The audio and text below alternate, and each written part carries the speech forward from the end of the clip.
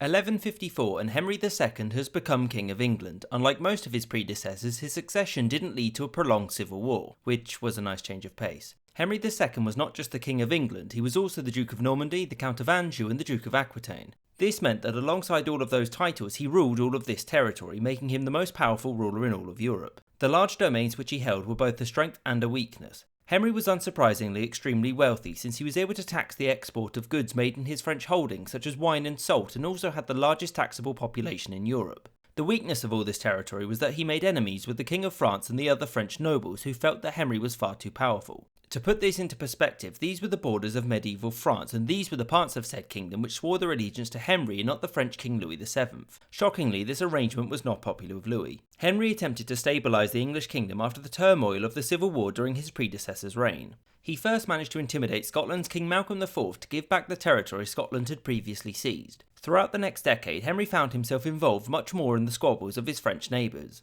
In fact, Henry spent the majority of his reign in his French holdings, which were centred at Chinon, here. This is important in highlighting that the Plantagenets should not be seen as English kings with French holdings, but as French nobles who were also the kings of England. Henry managed to expand his territory to this, with the most notable gain being the Duchy of Brittany in 1166. Henry also managed to force the submission of Toulouse briefly in the following decade, but it didn't last. Henry's relationship with the rest of France did not improve, and in 1167 he banned English monks from learning at the University of Paris, which led to the rapid growth of Oxford as a major site of learning. So Henry had three major issues moving forward. The first was the relationship between the crown and the church, the second was the conquest of Ireland, and the third was by far his greatest problem, the succession. Henry's issues with the church revolved mostly around one man, Thomas Becket, whom Henry was close friends with and had made the Archbishop of Canterbury in 1162. Henry had hoped that by appointing a friend, his issues with the church would be glossed over. Unfortunately for Henry, Thomas was a principled man and almost immediately began berating the king for his violations of church rights. One of the main issues was surrounding ecclesiastical courts, which were courts the church used to judge the clergy, since according to church doctrine, secular courts were not fit to judge holy men. This annoyed Henry, since 1. There were criminals in his kingdom who didn't have to answer to him, and 2. Secular courts would often punish people by seizing property, thus giving the king more revenue, which he liked. Becket defied the king's wish to try men of the church, and in 1164 Henry put Becket on trial for trumped up charges, which were essentially, you don't like the king, so you have to go. Becket was found guilty and fled to the continent, leaving the king to do whatever he wanted. In 1169 Henry turned his attention to the conquest of Ireland. Henry had been considering this since 1155 when he received permission to do so from Pope Hadrian IV, the only English pope ever. The authenticity of this permission is disputed, and some believe Henry made it up as a convenient excuse to conquer. Irrespective of the authenticity of this permission, Henry got to conquering. The first people to go to Ireland were mercenaries who were helping a deposed Irish king, though in 1170 some of Henry's nobles went over, most notably Richard the Lionheart, and managed to swiftly conquer this area.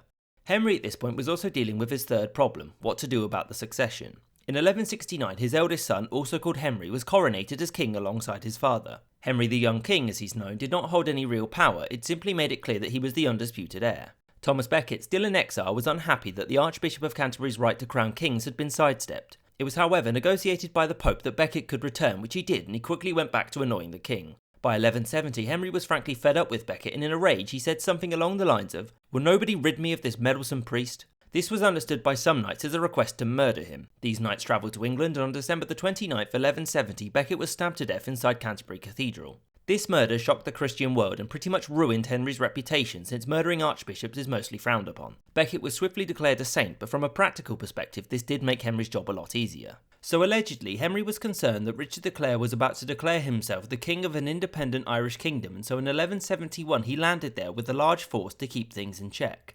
By the time Henry left Ireland the next year, his hold over it looked like this, with those that ruled the remainder having pledged loyalty to him. This marks the beginning of sustained English and later British intervention in Ireland, which still continues to this day. This meant that Henry's domain at its height looked like this, with these areas from Scotland to Toulouse pledging their loyalty to him. These lands are often collectively referred to as the Angevin Empire. Side note on the name, the word Angevin comes from Anjou, the duchy the Plantagenets originally held.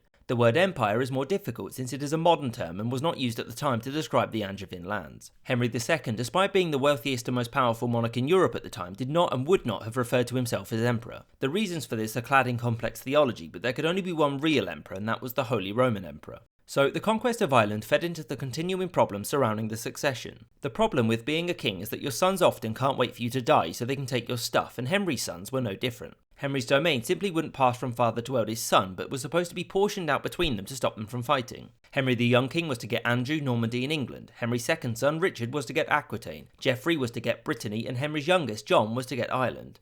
Unsurprisingly, literally none of his sons were happy about this, except John, who was only 8. Henry's restless sons found help from the King of France, who was more than happy to do anything that would undermine Angevin power. In 1173, Henry's sons would enter open rebellion against him.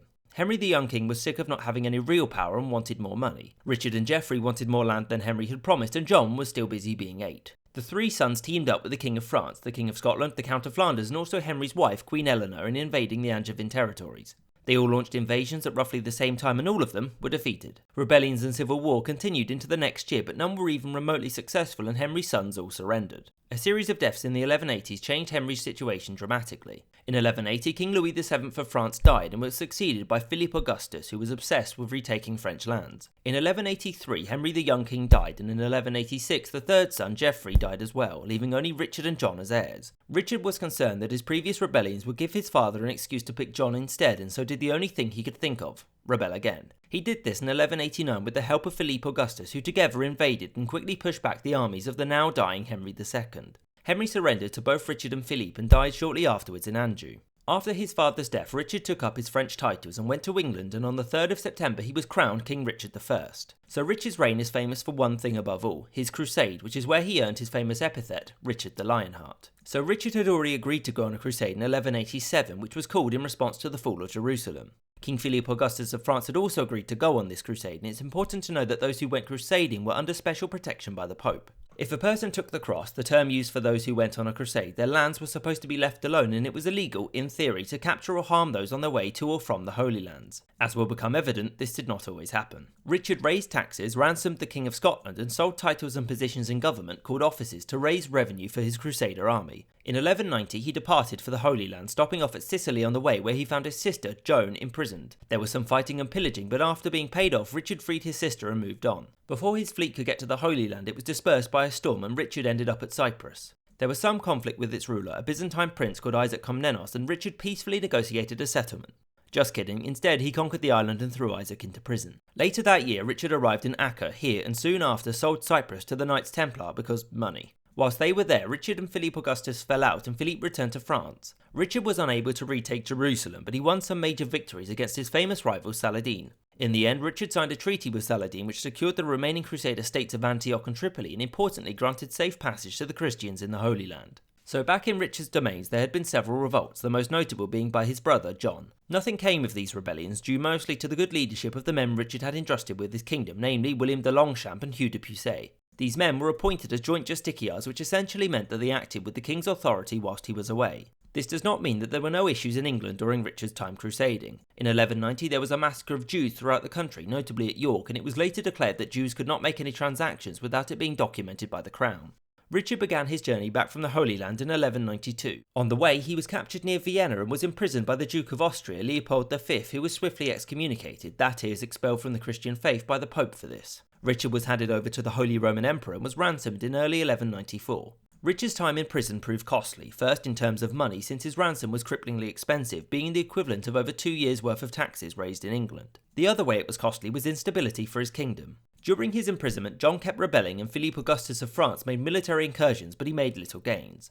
Richard returned to England, forgave his brother for his rebellions and made him his heir, since Richard had no sons. Richard would then spend the next 5 years of his reign retaking the lost territories. Richard also took the motto Dieu est mon droit, which means God and my right. Richard also appointed a man called Hubert Walter as Archbishop of Canterbury, who ruled England effectively in Richard's name. Walter was able to raise the massive taxes needed for Richard's ransom, as well as those needed for his war against Philippe. Walter also managed to suppress rebellions and negotiate with the neighbouring kings to prevent invasions. In 1199, whilst he was suppressing a revolt, Richard was injured by a loose crossbow bolt and soon after died of his wounds, thus leaving the way open for John, one of the most notorious kings in English history. Ultimately, Richard's legacy is a complex one. He is often seen as a paragon of Christian chivalry, but it's important to remember that whilst he was the embodiment of a holy crusader, he was also a rebel and one whose kingdom was in many respects little more than a revenue pot for his warring. I hope you enjoyed this episode and thank you for watching. There are some book recommendations in the description if you'd like to know more.